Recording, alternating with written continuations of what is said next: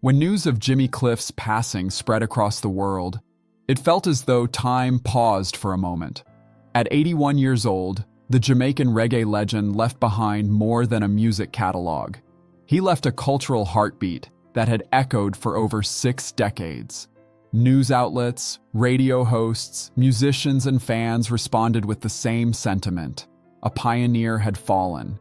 From Kingston to Europe, tributes poured in, recognizing the man who helped introduce reggae to a global audience.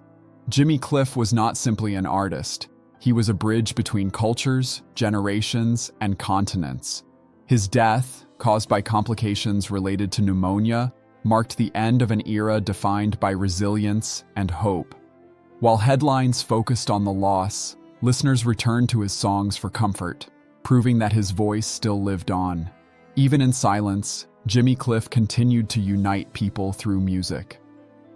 A life lived between light and silence. Jimmy Cliff once said he lived between 2 men, one who belonged to the stage and another who belonged to silence. Fame brought him admiration, awards, and recognition, but it also took pieces of his peace. While audiences saw a confident performer, few knew the quieter life he carefully protected.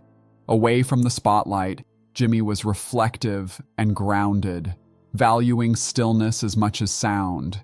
He never allowed success to consume his identity. Instead, he treated music as a calling rather than a possession. This balance defined his journey. The stage was where he gave, not where he escaped. In later years, this contrast became clearer, revealing a man who sought harmony between public purpose and private calm. His story is not just about global fame, but about the personal cost of carrying a cultural torch while quietly searching for inner peace. From Somerton to Kingston, born James Chambers on July 30th, 1944, in Somerton, St. James, Jimmy Cliff grew up in a modest farming family. His father worked the sugarcane fields, while his mother sold goods at the local market. Music surrounded him early, not as performance, but as daily life. Church hymns, folk rhythms, and work songs shaped his understanding of sound and storytelling. He often recalled falling asleep to melodies carried by the countryside. At 13, he left Somerton with an old guitar and a dream larger than his circumstances. That bus ride to Kingston changed everything. He rented a small room in Trenchtown, sang at neighborhood gatherings, and took odd jobs at recording studios to learn the craft. Kingston challenged him, but it also sharpened his voice and purpose. Finding a voice in a growing movement. In the early 1960s, Jamaica's sound system culture was booming, and Jimmy Cliff quickly adapted. Performing on makeshift stages night after night, his voice stood out for its clarity and optimism.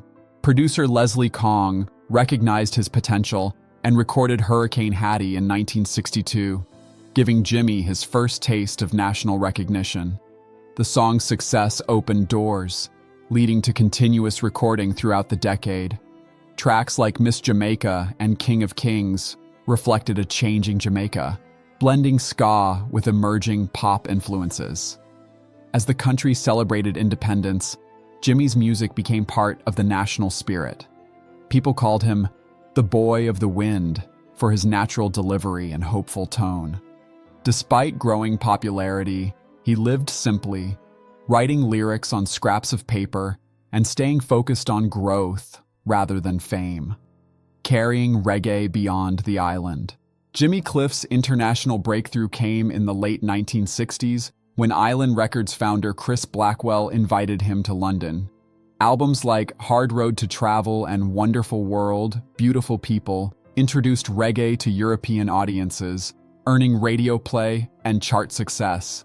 His music carried optimism during a time when Jamaica faced social and economic challenges.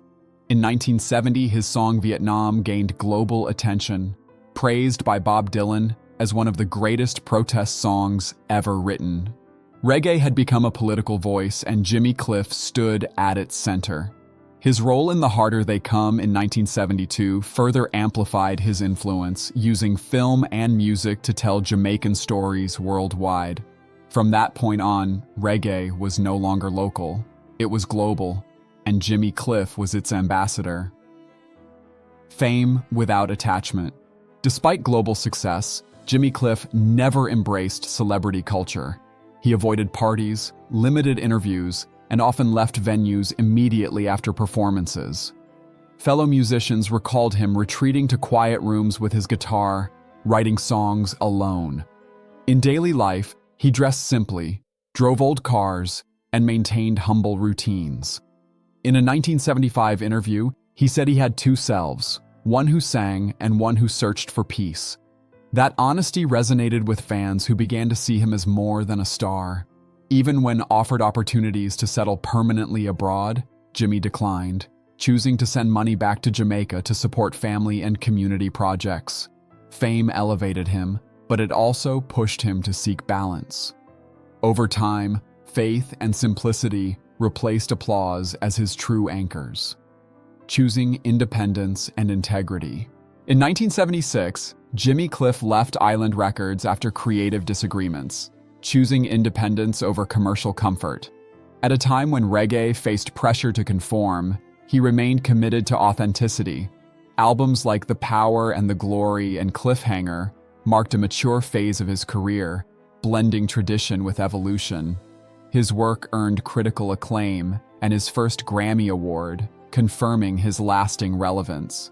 Even as he toured internationally, Jimmy kept his performances grounded, often speaking briefly about Jamaica before singing.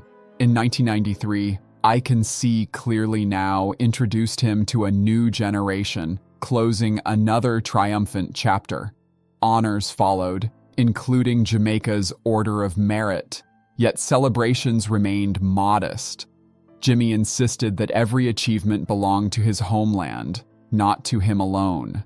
A quiet life beyond the stage. Away from music, Jimmy Cliff embraced spiritual exploration, respecting multiple faiths while believing in inner light.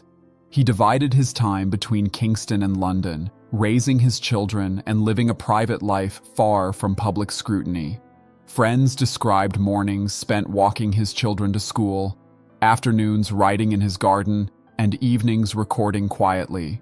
He built Sun Power Studio in Kingston, dedicating it to young artists rather than himself. Many credited him as a mentor who encouraged originality over trends. Known as the artist of silence, Jimmy found fulfillment in simplicity. He attended church quietly, planted trees, and avoided large gatherings. Over time, the restless traveler became a symbol of calm, proving that fulfillment does not require constant applause. Honors that came full circle. Recognition continued into Jimmy Cliff's later years. His induction into the Rock and Roll Hall of Fame in 2001 affirmed his global influence.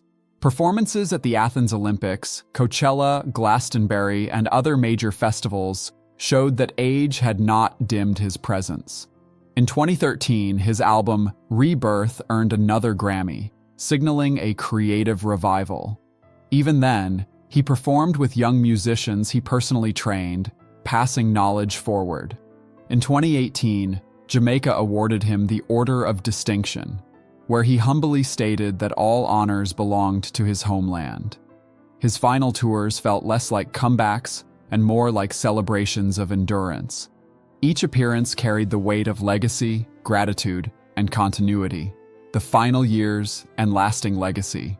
In his final years, Jimmy Cliff withdrew from public life, choosing peace over performance. He lived quietly in Kingston, recording acoustic tracks at home, writing journals, and listening to the wind. During global lockdowns, he canceled tours and embraced stillness, saying he felt content hearing life rather than applause. Though his health declined, he never stopped composing. His final recordings, preserved by his family, symbolized the merging of his two worlds, the stage and silence. Jimmy Cliff left behind more than music. He left philosophy. He showed that reggae is not entertainment alone, but a voice of resilience and faith. His legacy lives on in generations of artists, in Jamaica's identity, and in every song that reminds people that freedom begins within.